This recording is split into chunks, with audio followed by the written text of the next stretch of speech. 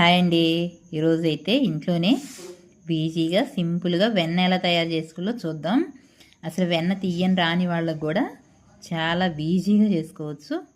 ముందు మనం ఫ్రిడ్జ్లో ఎప్పటికప్పుడు కలెక్ట్ చేసుకుంటాం కదా, మేగడంతా పాల మీద కానీ పెరుగు మీద కానీ అంతా ఫ్రిడ్జ్లో పెట్టేసి మనం ఉదయాన్నే వెన్న చేస్తామన్నప్పుడు నైట్ తీసి బయట పెట్టేసేయాలి ఫ్రిడ్జ్లో నుంచి.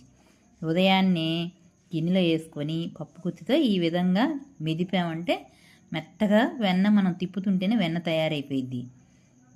ఇప్పుడు ఈ వెన్నంతా తీసుకొని శుభ్రంగా 2-3 సార్లు మంచి వాటర్ వచ్చేంతటి వరకు క్లీన్ చేసుకోవాలి. అప్పుడే నెయ్యి అనేది చాలా బాగా ఎక్కువ రోజులు నిలవ ఉంటుంది. చూసారా, ఈ విధంగా కడగాలి క్లీన్గా. ఇప్పుడు మళ్ళీ వాటర్ తీసుకొని ఇంకా 2 సార్లు కడిగి చూడండి, వాటర్ అన్నీ తెల్లగా వచ్చాయి.